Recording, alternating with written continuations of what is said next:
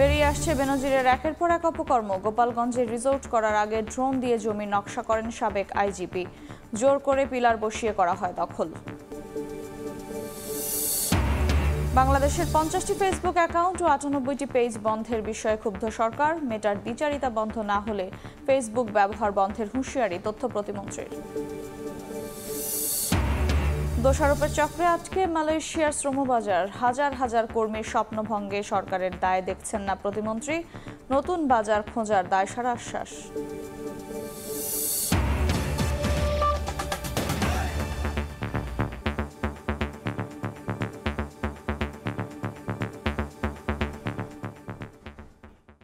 সকলের সময় সঙ্গে আছি আফরোজা মৌটুসী।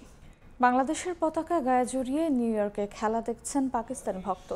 ম্যাচের ফলাফলে হতাশ হলেও সাকিব আল হাসানকে কাছ থেকে দেখতে পেরে খুশি তারা। সাবেক বিশ্বসেরা অলরাউন্ডারের কাছ থেকে পাওয়া পানির বোতল স্মৃতি হিসেবে রেখে দিতে চান ওই পাকিস্তানি সমর্থক। নিউ ইয়র্ক থেকে আরও জানাচ্ছেন Sajid মুস্তাহিদ।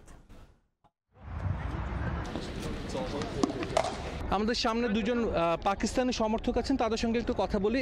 Which team did you support today? Bangladesh. So definitely you are disappointed? I mean, I expected it, but it was a nice game. Inshallah, I hope they will come back stronger in the next game. Few days later, India and Pakistan will play in this stadium. Do you think this time Pakistan win against India? Inshallah, I think they will get this game because they have a more stronger bowling attack since Mohammad Amr came back. So I'm pretty sure that they will win this game. Are you a fan from any cricketer of Bangladesh? Shakib Al Hasan. So you must be disappointed today seeing his perform like this?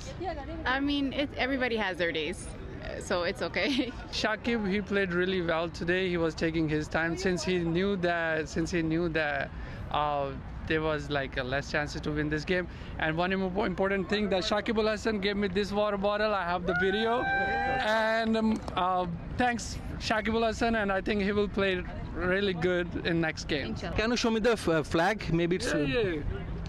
So তিনি পাকিস্তানি সমর্থক, কিন্তু তিনি বাংলাদেশের flag তার গায়ে জড়ানো। একই সঙ্গে তিনি সাকিব আল হাসানের ফ্যান। এভাবেই বিশ্বব্যাপী তার খ্যাতি তিনি পেয়েছেন এবং অগণিত সমর্থকের হৃদয় জয় করেছেন। যেমন এই সমর্থককে পানির বোতলটা তিনি দিয়েছেন। নিশ্চয়ই তিনি তৃষ্ণাতুর ছিলেন। তার কাছে একটু জানতে চাই যে তার তৃষ্ণা মিটেছে কিনা। She's been asking me for this. Actually, she's my Shali. Okay. So I'm not gonna give this to anybody, and I'm gonna put the tag on and keep it forever with me. আমরা first time actually ওনার সাথে interact করতে পেরেছি and আমার দুলা ভাই উনি তো উনি আস্ক করছিলেন ওয়াটারের জন্য and we are so happy to see him. আসলে সমর্থকরা সাকিবকে কাছ থেকে দেখে কতটা খুশি তাদের চোখে মুখে, তাদের এক্সপ্রেশনে দেখা যাচ্ছে। আসলে এই শুধু পানি দিয়ে এই আনন্দ না, আমরা চাই সাকিব মাঠে পারফর্ম করুক, বাংলাদেশ দল জিতুক। বাংলাদেশের ওয়ার্ল্ড কাপ মিশন শুরু করছে আর কয়েকদিন পর। এই হাসি খুশি মাঠের পারফরমেন্স দিয়েই সমর্থকদের মুখে ফুটবে, সেটাই কিন্তু সবার প্রত্যাশা। নিউ ইয়র্ক থেকে সাজিদ মুস্তাহিদ, সময় সংবাদ, যুক্তরাষ্ট্র। গোপালগঞ্জের শাহপুরে Savanna Eco Resort and Natural Park নির্মাণের আগে সাবেক আইজিপি বেনজির আহমেদ নিজে দাঁড়িয়ে থেকে ড্রোন ক্যামেরা দিয়ে প্রথমে নকশা করেন। পরে ফসলি জমিতে পিলার দিয়ে দখলে নেয় তার লোকজন। স্থানীয়দের ভয়ভীতি দেখিয়ে লিখে নেন সম্পত্তি। গোপালগঞ্জ প্রতিনিধি জয়ন্ত শিরালিকের সাথে নিয়ে আরও জানাচ্ছেন সঞ্জয় কর্মকার অভিজিৎ। ছবি তুলেছেন শাহাদাত আকন। হিন্দু অধ্যাসিত গোপালগঞ্জের শাহপুর ইউনিয়ন। এখানকার বৈরাগীর টোল গ্রামের বাসিন্দা জুয়েল বল। 2.5 বছর আগেও তার ছিল 2 বিঘা ফসলি জমি। ধান, সরিষা ও আলু চাষ করতেন তিনি। চাপের মুখে পড়ে এই জমি লিখে দিতে হয়েছে সাবেক পুলিশ প্রধান বেনজির আহমেদের পরিবারকে। চোখে মুখে এখন বিরাজ করছে আতঙ্ক। ফসলি জমি হারিয়ে এখন বেঁচে থাকার জন্য বাড়ির কাছে নির্মাণ করছেন মুরগির খামার। এই সমস্ত জমি তো আমাদের ছিলই, যে এগুলো জোর করি পরে প্রত্যেক জোর করি আর কি, কায়দা কলম করি নিছে। জোরগুলো খাটাইছে বেনজির স্যারের লোকেই। দেশ জুড়ে যখন আলোচনায় সাবেক পুলিশ প্রধান, ঠিক তখনই একে একে মুখ খুলতে শুরু করেন ভুক্তভোগীরা। তাদের অভিযোগ, প্রথমে বেনজির আহমেদ পুলিশ ও লোকজন নিয়ে দাঁড়িয়ে থেকে প্রথমে আকাশে ড্রোন উড়িয়ে দেখেন, পরে পিলার দিয়ে দখলে নেন জমি। লিখে না দিলে শুরু হয় অত্যাচার আর নির্যাতন। উনি ড্রোন ক্যামেরা দিয়ে একটা ম্যাপ করছিল আর কি, তখন বিভিন্ন জায়গায় রেড চিহ্ন দিয়ে রাখছিল। হয়তো এই এরিয়াটুকু ওনার একটা হেফাজতে নেওয়ার একটা পরিকল্পনা ছিল। জায়গা না দিলে তো আমরা বাস্তি করবো না, আমরা সবাই এই জায়গায় জনগণ সবই মরে দেবো আমরা আর বাইরে হাই যায় না একদম মেনজি সাহেবের লোক দিয়া তবে খালি আমাকে বায়নাটা তো টাকা কিছু দেয়টাই নাই ক্ষমতার অপব্যবহার করে লিখে নেন শত শত একর জমি আর কোনোদিনও জমিতে ফসল চাষাবাদ করতে পারবেন না বলে ক্ষুব্ধ বাসিন্দারা। অল্প কদিন আগে তো হুমকি দেয় তোমার ছাড়ো আমাকে জায়গা আমাকে জমি ফেরত দেবে আমাকে জমি দখল করে বসে রয়েছে ওই বিল্ডিং করছে ওই জমি তো করে ধান হতো এই তো আমরা খাইয়ে নিয়ে বাঁচতাম সেইটুকুই নিয়ে গেছে। জোর করে কৃষকদের সম্পত্তি লিখে নেয়ার ঘটনায় ভুক্তভোগীরা মামলা দায়েরের প্রস্তুতি নিচ্ছেন বলে জানা গেছে। ক্ষতিগ্রস্তরা জানান গোপালগঞ্জে 500 বিঘা জমি লিখে নিয়েছেন সাবেক পুলিশ প্রধান। হিন্দুদের জমি জোর করে লিখে নিয়ে পার্ক বানিয়েছেন সাবেক পুলিশ প্রধান বেনজির আহমেদ। এসব ফসলি জমি ফেরতের পাশাপাশি তদন্তপূর্বক দোষীর দৃষ্টান্তমূলক শাস্তির দাবি জানিয়েছেন ভুক্তভোগী কৃষকরা। সঞ্জয় কর্মকার, অভিজিৎ, সময় সংবাদ, গোপালগঞ্জ। বাংলাদেশের 50টি ফেসবুক অ্যাকাউন্ট ও 98টি পেজ বন্ধের বিষয়ে সরকার ক্ষুব্ধ বলে জানিয়েছেন তথ্য প্রতিমন্ত্রী মোহাম্মদ এ আরাফাত। মেটার দ্বিচারিতা বন্ধ না হলে বাংলাদেশে ফেসবুক ব্যবহার বন্ধ করার হুঁশিয়ারি দিয়েছেন তিনি। সময় সংবাদকে প্রতিমন্ত্রী জানান, অ্যাকাউন্ট ও পেজ বন্ধের বিষয়ে ফেসবুক কর্তৃপক্ষের ব্যাখ্যা জানতে চিঠি দেওয়া হবে। সম্প্রতি তৃতীয় পক্ষের মাধ্যমে পরিচালিত এক অনুসন্ধানে বাংলাদেশের 50টি ফেসবুক অ্যাকাউন্ট এবং 98টি ফেসবুক পেজ বন্ধ করেছে মেটা। তাদের ভাষায় সহিংস মতবাদ ছড়ানো হয় এসব পেজ ও অ্যাকাউন্ট থেকে, কিন্তু আসলেই কি তাই? ফেসবুক বলছে সহিংসতা ও উগ্রবাদী বক্তব্য না ছড়ানোর নীতি তাদের, কিন্তু সাম্প্রতিক অতীতে দেখা গিয়েছে বাংলাদেশ একাধিক সাম্প্রদায়িক হামলার জন্ম হয় ফেসবুক প্ল্যাটফর্ম থেকেই। সেসব ক্ষেত্রে ফেসবুক কর্তৃপক্ষ কোনো ব্যবস্থাই নেয়নি। তবে প্যালেস্টাইনে চলমান গণহত্যা ইস্যুতে দ্বিচারিতাই ফেসবুক কর্তৃপক্ষ। এক্ষেত্রে তাদের প্যালেস্টাইন বিরোধী এবং ইসরায়েলের পক্ষে অবস্থান নিতে দেখা যায়। তারেক রহমান ও কোকোর অর্থ পাচার নিয়ে মার্কিন গোয়েন্দা সংস্থা FBI এর সাক্ষ্য ও সিঙ্গাপুর পুলিশের তথ্য থাকা সাপেক্ষে দেশের আদালতে এ দুজন দুর্নীতির দায়ে দোষী প্রমাণিত হলেও বিষয়টিকে ফেসবুক বিএনপির বিরুদ্ধে দুর্নীতি অভিযোগ হিসেবে বর্ণনা করেছে। এসব দুর্নীতির প্রতিবেদন দেশের সব গণমাধ্যমে 2001 থেকে 8 সালের মধ্যে একাধিকবার প্রচারিত হয়েছে। তারপরও এই বিষয়গুলো আমলে নেওয়া হয়নি মেটার নিজস্ব তদন্ত প্রতিবেদনে। এতে একটি বিষয় স্পষ্ট হয়, মেটার নিজস্ব তদন্ত যারা করেছে তারা পক্ষপাতমূলক আচরণ করেছেন বিএনপির পক্ষ হয়ে। এসব বিষয় আমলে নিয়ে মেটা ও তার তদন্তকারীদের বর্ণিত ব্যাখ্যাকে স্পষ্টভাবে রাজনৈতিক উদ্দেশ্য প্রণোদিত বলে মনে করছেন সংশ্লিষ্টরা। তথ্য প্রতিমন্ত্রী বলছেন, এমন আচরণের ব্যাখ্যা চেয়ে ফেসবুক কর্তৃপক্ষকে চিঠি দেওয়া হবে। সদুত্তর বা ব্যবস্থা না নিলে প্রয়োজনে বাংলাদেশে ফেসবুক ব্যবহার বন্ধ করে দেওয়া হবে।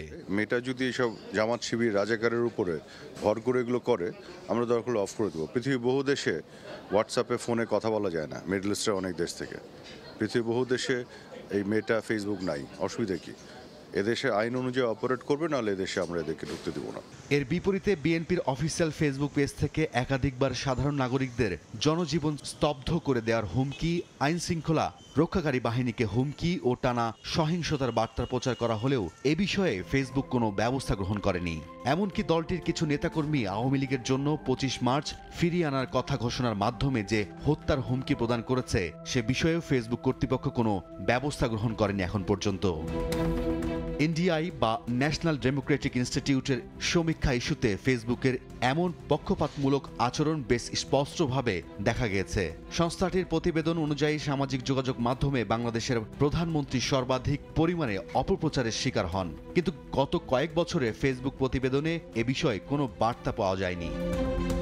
যুদ্ধ অপরাধীদের পক্ষে অবস্থান নিয়ে হুমকি দেওয়া সহ সাম্প্রদায়িক সহিংসতার উস্কানি ছড়িয়ে দেওয়ার একাধিক কার্যক্রমের শুরু ফেসবুক থেকেই। বাংলাদেশের সংখ্যালঘু সংগঠন ও আইনশৃঙ্খলা রক্ষাকারী বাহিনীর প্রতিবেদনও বলছে একই কথা। এ বিষয়ে নীরব ফেসবুক কর্তৃপক্ষ। বাংলাদেশে পাকিস্তানের শোষক গোষ্ঠীর চালানো গণহত্যা ও বুদ্ধিজীবী হত্যা নিয়ে ছবি প্রকাশ হলে ফেসবুক কর্তৃপক্ষ তা বন্ধ করে দেয়। যেমন বর্তমানে ফিলিস্তিনে ইসরায়েলের গণহত্যার বিরুদ্ধে প্রতিবাদ জানিয়ে লেখা ভিডিও বা ছবি প্রকাশ করলে ডিলিট বা অ্যাকাউন্ট বন্ধ করে দেওয়া হয়, যার কোনো ব্যাখ্যা তারা দেয় না। এটাকে ফেসবুকের স্বেচ্ছাচারী আচরণ হিসেবে দেখছেন অনেকেই। 2013 সাল থেকে আওয়ামী লীগের বিরুদ্ধে বিএনপি জামাত ও তাদের অঙ্গ সংগঠনগুলোর গুজব, মিথ্যা তথ্য প্রচার ও বিভ্রান্তিকর বার্তা প্রচার করে আসছে। সেসব আমলে না নিয়ে প্রথমবারের মতো বাংলাদেশকে কেন্দ্র করে এভাবে প্রতিবেদন দিল মেটা। এর কারণ হিসেবে মূলত বাংলাদেশ সরকারের ইসরায়েল বিরোধী অবস্থান ও ফিলিস্তিনের প্রতি পূর্ণ সমর্থনকে সামনে আনছে অনেক বিশ্লেষক। আর এ কারণেই তাদের উপর নেমে এসেছে ফেসবুকের সাসপেন্ড ও ব্যান্ড বা শাস্তির খড়গ। মেটা তার নামের সাথে একটা কলঙ্ক যুক্ত করছে। এইসব যদি করে তাদের সতর্ক হতে বলবো মেটাকে। They have to be careful যে যাকে তাকে দিয়ে সব রিপোর্ট যাতে না করে, তাহলে তার ক্রেডিবিলিটি থাকবে না। ওরা যদি ইনভেস্টিগেশনটা না করে, প্রতিবেদনগুলি যে বায়াসড হচ্ছে এগুলো যদি মেজার্স না নেয়, আমরা কাউন্টার মেজার নিব। সম্প্রতি ছাত্রলীগ যুক্তরাষ্ট্রের শিক্ষার্থীদের সঙ্গে একাত্মতা প্রকাশ করে বাংলাদেশে ফিলিস্তিনের পক্ষে সর্ববৃহৎ শিক্ষার্থী র্যালি ও মানববন্ধন করে। কিন্তু আওয়ামী লীগের বিপরীতে বিএনপিকে দেখা যায় ইসরায়েল ফিলিস্তিন ইস্যুতে একেবারেই নীরব ভূমিকায়। কূটনৈতিক বিশ্লেষকদের মতে যুক্তরাষ্ট্র সরাসরি সরকারকে চাপ না দিলেও মার্কিন প্রতিষ্ঠান মেটার মাধ্যমে তার একটি পথ তৈরি করা হয়েছে, যার শুরু এই প্রতিবেদন। ফেসবুকের এ ধরনের পক্ষপাতমূলক কার্যক্রম বা প্রভাব বলয় থেকে নিজ দেশের নাগরিকদের রক্ষা করতে ইউরোপীয় ইউনিয়নভুক্ত দেশগুলো এই জায়ান্ট প্রতিষ্ঠানের কার্যক্রমের উপর বেশ কিছু নিষেধাজ্ঞা আরোপ করে। সেই সঙ্গে ইউই এর নিজস্ব আইন মেনে ফেসবুক চলতে বাধ্য বলে জানানো হয়, না হলে মেটার সকল কার্যক্রম বন্ধ করে দেওয়ার কথা বলা হয়। কিন্তু বাংলাদেশের পক্ষ থেকে একই দাবি উত্থান করা হলে বিষয়টিকে বাক স্বাধীনতার উপর হস্তক্ষেপ বলে প্রমাণের চেষ্টা করা হয়। সময় সংবাদ, ঢাকা।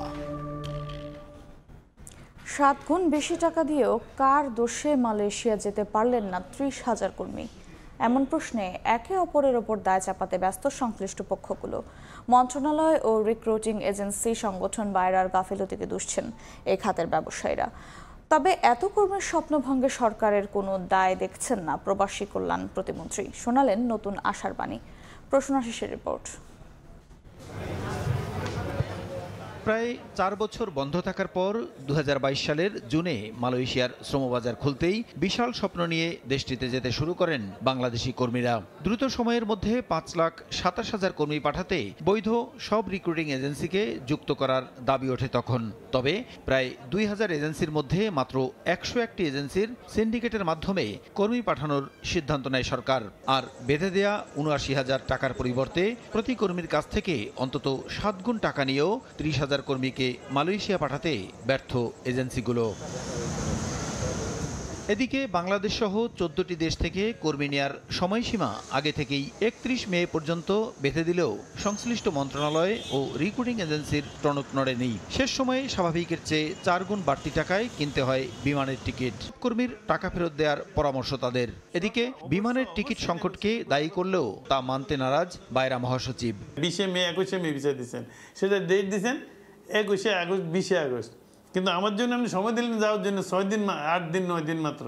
এখানে ম্যানপাওয়ার ক্লিয়ারেন্স হয়ে টিকিট নিয়ে কী করে যাবে লোকটা? সরকার অবশ্যই নেগোসিয়েশন করতে পারতো, বাইরে আমাদের এমবেসিকে সহযোগিতা করতে পারতো। যারা যাইতে পারবে না তাদের সম্পূর্ণ টাকা ওয়ার্কারদেরকে ফেরত দিয়ে দেওয়া হোক। মালয়েশিয়ান গভর্নমেন্ট যদি ফার্দার রিভিউ করে অন দ্যাট কেস, আমরা তো সেক্ষেত্রে হয়তো এদেরকে আবার রিভাইজ করা যেতে পারে। ওরা যাতে ক্ষতিগ্রস্ত নয়, বিমান ভাড়ার জন্য কেন যেতে পারে না? টিকিট পায় না এই জন্য যেতে পারে নাই, ভাড়া বেড়ে গেছে এই জন্য কোনো লোক থেমে আসে, এটা আমার মনে হয় না।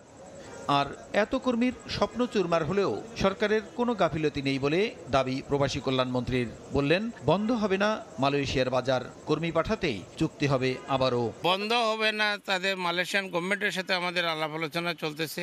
আবার কৌটাভিত্তিক আমাদের ব্যবস্থা গ্রহণ করা হবে এবং যারা আটকা পড়ছে তাদেরকে অগ্রাধিকার ভিত্তিতে বিদেশে প্রেরণের ব্যবস্থা করব।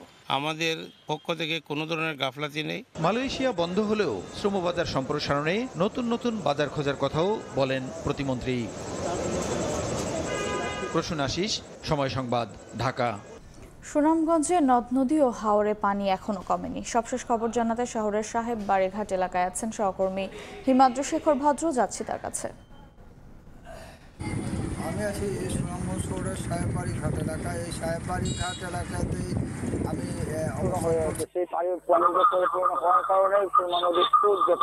সেটা আগের মতো প্রবাহিত হচ্ছে না। আপনি জানেন যে সুনামগঞ্জ একটি পাহাড় বেষ্টিত এলাকা এবং এখানে প্রচুর হাওর রয়েছে এবং এই সমস্ত হাওরে অনেকটা বিশাল বিশাল জলাধার রয়েছে। সেই জলাধারগুলিতেই এই হাওরের পানি প্রবাহ সংরক্ষিত হয় এবং হাওরের পানি জমা হয়।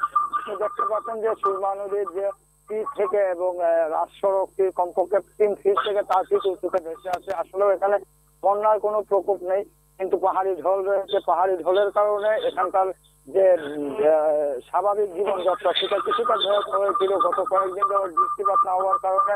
এখন অবস্থা অনেকটা উন্নতির দিকে।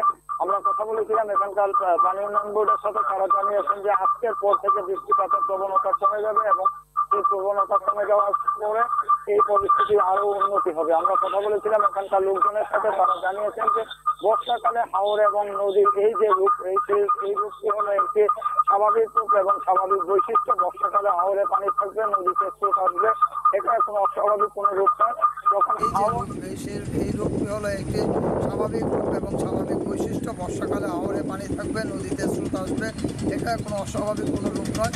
যখন হাওর নদী উপচে লোকালয়ে পানি প্রবেশ করবে তখনই বন্যা বলা যেতে পারে। আসলে এখন পর্যন্ত কোনো বন্যার সৃষ্টি হয়নি। আপনি জানেন যে সুনামগঞ্জের ছোট বড় প্রায় 137টির মতো হাওর রয়েছে এবং প্রত্যেকটি হাওরেই বিশাল বিশাল জলাধার রয়েছে। সেই জলাধারগুলি পরিপূর্ণ হবে। তারপর যখন সেই জলাধারগুলি পরিপূর্ণ হওয়ার পরে হাওরের পানি এবং নদীর পানি উপচে যখন লোকালয়ে প্রবেশ করবে তখনই বন্যা হবে। আমরা কথা বলেছিলাম প্রশাসনের সাথে, তারা জানিয়েছেন যে এই ধরনের প্রাকৃতিক দুর্যোগ মোকাবেলার জন্য তারা সব ধরনের প্রস্তুতি নিয়ে রেখেছেন এবং তাদের সব রকমের যে প্রস্তুতি সেটা সবটা নিয়ে রেখেছেন। এবং আপনি জানেন যে সুনামগঞ্জের সীমান্তবর্তী এলাকায় প্রায় 7টি নদী রয়েছে এবং 5টি উপজেলা রয়েছে। সেই 5টি উপজেলাতেই এখন এইভাবে পাহাড়ি ঢল নেমেছে এবং এটা অনেকটা নিয়ন্ত্রিত পাহাড়ি ঢল বলা যায়। কারণ সুনামগঞ্জের হাওরগুলি খালি থাকার কারণে এবং দীর্ঘ 1 মাস যাবৎ পানি না থাকার কারণে এই হাওরগুলি দীর্ঘ দিন যাবৎ পানি শূন্য অবস্থায় ছিল। এই রিমেলের প্রভাবে পাহাড়ি ঢলে হাওরগুলি এখন পূর্ণ হতে শুরু করেছে।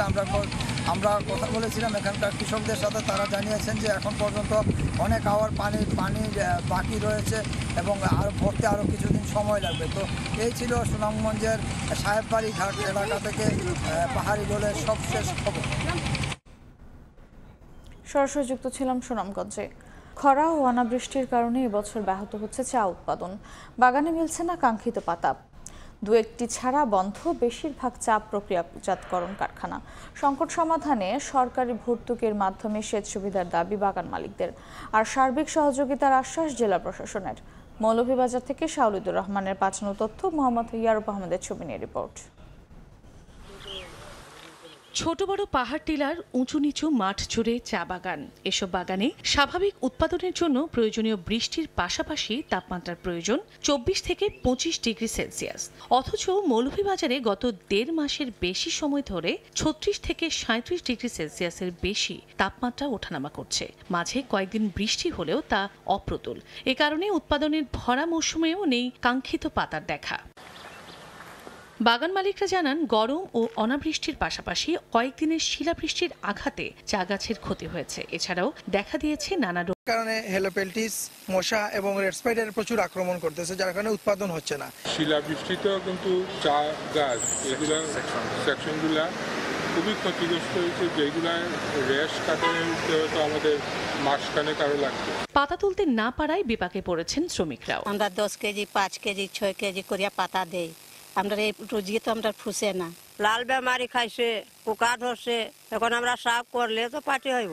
সংকট সমাধানে সরকারি ভর্তুকির মাধ্যমে সেচ সুবিধার দাবি বাগান মালিকদের, আর সার্বিক সহযোগিতার আশ্বাস জেলা প্রশাসনের। এই খরাতে মোকাবিলার জন্য আমাদের ইরিগেশন করা দরকার। এর জন্য আমাদের ইরিগেশন আমদানি করতে হবে। সংশ্লিষ্ট যারা আছে তাদের সাথে বসে আমরা কথা বলবো, আলোচনা করে আমরা আসলে এই সমস্যাগুলো সংকট সমাধানের আমরা চেষ্টা করব।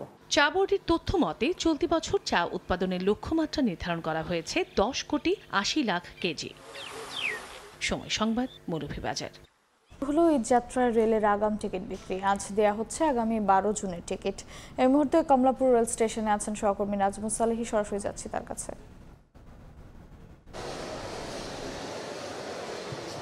যেহেতু অনলাইনে শতভাগ টিকিট বিক্রি শুরু হয়েছে, সুতরাং কাউন্টারে লোকজন থাকবে না, সেটাই স্বাভাবিক। অর্থাৎ টিকিটের জন্য যে আগে কাউন্টারের সামনে যুদ্ধটা হতো, সেটা এখন ভার্চুয়াল যুদ্ধে পরিণত হয়েছে। সকালে 8টা বাজার সঙ্গে সঙ্গে পশ্চিমাঞ্চলের ঈদের আগাম যে টিকিট তা বিক্রি শুরু হয়েছে। অর্থাৎ আজকে মোট 2 অঞ্চলের টিকিট সকালবেলা পশ্চিমাঞ্চলে এবং বিকেলবেলা দেওয়া হবে পূর্বাঞ্চলের টিকিট। 2 অঞ্চল মিলিয়ে যে 41টি ট্রেন, তার সঙ্গে যুক্ত হয়েছে আজকে একটি ঈদ স্পেশাল ট্রেন, সেটি হচ্ছে ঢাকা থেকে দেওয়ানগঞ্জ পর্যন্ত, দেওয়ানগঞ্জ জামালপুর দেওয়ানগঞ্জ ঈদ স্পেশাল।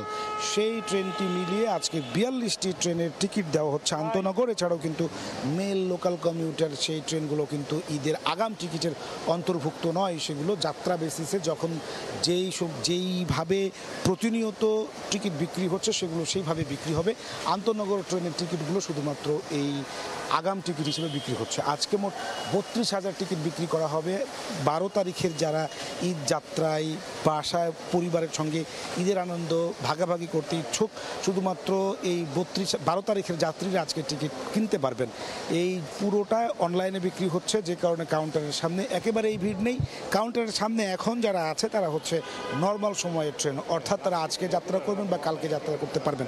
যেহেতু ঈদ যাত্রা শুরু হবে 12 তারিখ থেকে 10 তারিখ পর্যন্ত, যে নর্মাল সময়ের প্রতিদিনের যে যাত্রা তার টিকিট এখন বিক্রি হচ্ছে এবং সেই টিকিট নেওয়ার জন্য কাউন্টারের সামনে যাত্রীরা অপেক্ষা করছেন। আজকে 32,000 টিকিট, এর মধ্যে পূর্বাঞ্চলের পশ্চিমাঞ্চলের 16টি ট্রেন, বাদবাকি ট্রেন হচ্ছে পূর্বাঞ্চলের।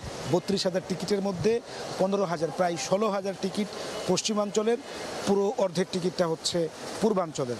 সব মিলিয়ে এখন পর্যন্ত এই যে বলা চলে যে 9টা বাজতে হয়তো আর কিছুটা সময় বাকি আছে।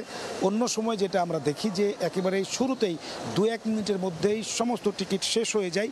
যেহেতু এখন সকালবেলায় মাত্র 16,000 টিকিট বিক্রি হচ্ছে 32,000-এর মধ্যে, কারণ সকালবেলায় শুধুমাত্র পশ্চিমাঞ্চলের টিকিটটা বিক্রি করা হচ্ছে, যে কারণে আসলে রেল বলছে যদি এই একসঙ্গে 2 অঞ্চলের টিকিটই ওপেন করা হয় তখন আসলে 2 অঞ্চলের মানুষই সার্ভারে হিট করে এবং সার্ভারে আসলে নানা ধরনের জটিলতা তৈরি হয়। সেই জটিলতা দূর করার জন্য তারা এবার অঞ্চল 2 ভাগে ভাগ করে দিয়েছে, যাতে মানুষ স্বস্তিতে ঘরে বসে আরামদায়কভাবে মানুষ টিকিট কাটতে পারে। যেটা আমি বলছিলাম যে এখন পর্যন্ত প্রতি অন্য সময়ের যে টিকিটের যে চাহিদা থাকে নর্মাল দিনের মতোই চাহিদা বলা যায়। অর্থাৎ এখন পর্যন্ত 45 মিনিট পেরিয়েছে টিকিট বিক্রি শুরু হওয়া, এখনও কিন্তু পশ্চিমাঞ্চলের টিকিট অনেক রুটেরই রয়ে গেছে। সমস্ত টিকিট যে বিক্রি হয়ে গেছে এমনটি নয়।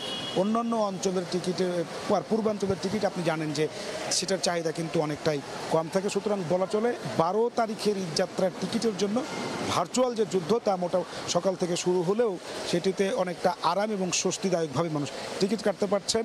অনলাইনের যে বিড়ম্বনা তাই কিছুটা কমে এসেছে বলে যাত্রীরা বলছেন। এই ছিল আমার কাছে কমলাপুর রেল স্টেশন থেকে রেলের আগাম ঈদ টিকিট বিক্রির সর্বশেষ।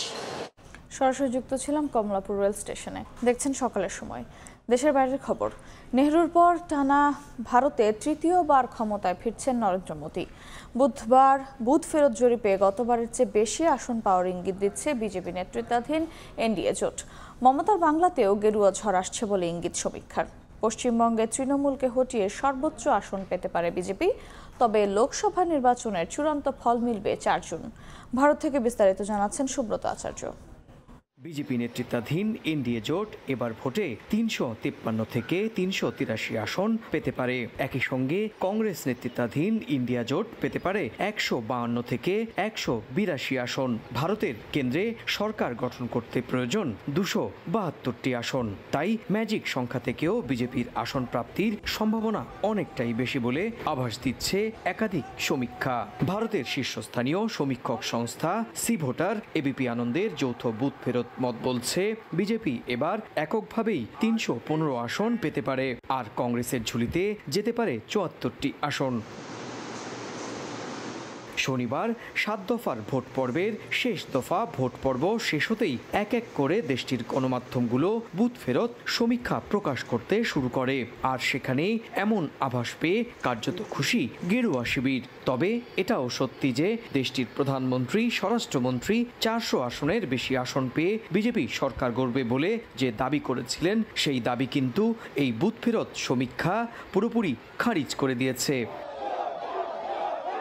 দেশটির অধিকাংশ সমীক্ষক সংস্থার আভাস, উত্তরপ্রদেশ, বিহার, মধ্যপ্রদেশ, মহারাষ্ট্র, রাজস্থানে বিজেপি তাদের অবস্থান ধরে রাখবে। অন্যদিকে দক্ষিণ ভারতের কেরলেও বিজেপি এবার খাতা খুলতে পারে বলেও আভাস সমীক্ষায়। আর মমতার রাজ্যে পশ্চিমবঙ্গেও তৃণমূলের চেয়ে বেশি আসন প্রাপ্তির সম্ভাবনাও দেখাচ্ছে সমীক্ষা। দেশটির 3টি বড় সমীক্ষক সংস্থা CVoter, Axis My India, Today's Chanakya এর সমীক্ষার গড় হিসেব করলে মমতার রাজ্যে মোদির দল এবার 25টিরও বেশি আসন পেতে পারে, আর তৃণমূলের ঝুলিতে যেতে পারে 15টি আসন। যদিও বুথ ফেরত সমীক্ষা আভাস মাত্র, চূড়ান্ত ফল প্রকাশ হবে 4 জুন। সুব্রত আচার্য, সময় সংবাদ, ভারত। দেখছেন সকালের সময়। আবারও খেলার খবর। ওয়েম্বলির উত্তেজনার ছাপ ফেলে রাজধানী ঢাকাসহ বাংলাদেশের বিভিন্ন শহরে ধানমন্ডির শেফমেট লাউঞ্জে একসঙ্গে ফাইনাল দেখেন প্রায় 500 রিয়াল মাদ্রিদ সমর্থক। বাঁধ ভাঙা উল্লাস আর উদযাপনে এদিন ভিন্ন এক মুহূর্তের সৃষ্টি হয় এই রেস্তোরাঁতে। এছাড়াও স্প্যানিশ জায়ান্টদের 15তম ইউরোপিয়ান শ্রেষ্ঠত্বের উদযাপন চলে চট্টগ্রাম, খুলনা, ময়মনসিংহের মতো বিভাগীয় শহরেও। প্রায় 5000 মাইলের দূরত্ব আর ঘড়ির কাঁটায় 7 ঘন্টার পার্থক্য, অথচ উদযাপনটা একই রকম। ওই ওয়েম্বলির মতোই পরিস্থিতি রাজধানীর শেফমেট লাউঞ্জে। দেশের নানান প্রান্ত থেকে মাদ্রিদ সমর্থকদের ছুটে আসার কারণ একটাই, চ্যাম্পিয়ন্স লিগ ফাইনাল। ফুটবল প্রেমীদের সে মিলন মেলায় রাজধানীর এই রেস্তোরাঁ পরিণত হয় ছোটখাটো এক গ্যালারিতে। প্রায় 500 রিয়াল মাদ্রিদ সমর্থকদের সে পরিশ্রমের প্রতিদানটা ঠিকঠাক দিয়েছে তাদের পছন্দের ক্লাব। বাঁধভাঙা উল্লাস আর উদযাপন, ইউরোপিয়ান শ্রেষ্ঠত্ব আবারও ঘরে তুলে উচ্ছ্বসিত মাদ্রিদিস্তারা। একটা বল নিয়ে কেউ যখন রান করছে তখন সব পুরা স্টেডিয়ামের মতো একটা ভাইব ক্রিয়েট হচ্ছে। আমার কাছে এটা অনেক বড় একটা ম্যাটার যে আমি রিয়াল মাদ্রিদের খেলা আমার মাদ্রিদিস্তা ফেলোদের সাথে এনজয় করব।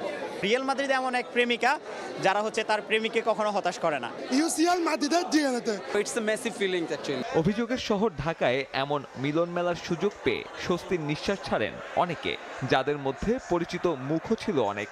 মেট্রোপলিটন লাইফে আমাদের প্রত্যেকটি শহরের তরুণদের, নাগরিকদের যে ধরনের সুযোগ সুবিধা, যে ধরনের উৎসব, যে ধরনের আয়োজন থাকা প্রয়োজন, আমরা মনে করি ধারাবাহিকভাবে ধাপে ধাপে আমরা সেদিকেই যাচ্ছি। আমরা খুবই লাকি যে আমরা রিয়াল মাদ্রিদ সাপোর্টার এবং 15 নাম্বার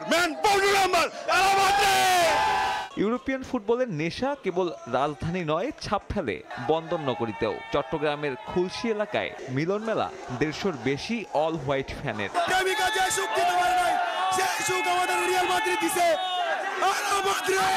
প্রত্যাশা অনুযায়ী খেলছে মাদ্রিদ। আমরা সবসময় এই টিমের সাথে আছি, সাথে থাকবো। ঢাকা থেকে চট্টগ্রাম, ইউরোপিয়ান ক্লাব ফুটবলের নেশায় আসক্ত খুলনাও। মধ্যরাতে নগরীতে বাঁধ ভাঙা উদযাপনে মাতে স্থানীয় রিয়াল মাদ্রিদ ভক্তরা।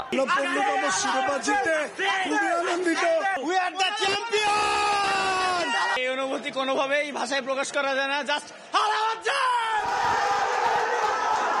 এ ধরনের আয়োজনে এবার অভিষেক ঘটেছে ময়মনসিংহেরও। ক্লাব ফুটবলের উন্মাদনা আর তরুণদের আগ্রহের ওপর ভর করে একসাথে দলের এমন অর্জন উদযাপন চলে শহরের একটি রেস্তোরাঁতে। আমরা জানি রিয়াল মাদ্রিদ জিতবে।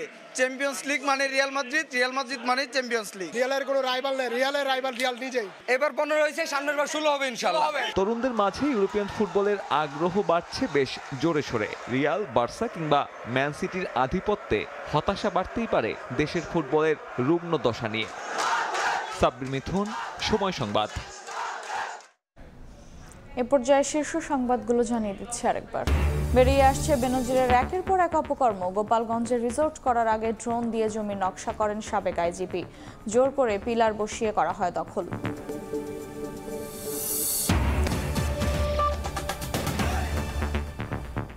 এই ছিল সকালের সময়। এরপর আন্তর্জাতিক সময়ের সঙ্গে থাকবেন কাজল আব্দুল্লাহ। ধন্যবাদ। আন্তর্জাতিক সময় নিয়ে ফিরছি কিছুক্ষণ পরেই, সঙ্গে থাকুন সময়ের।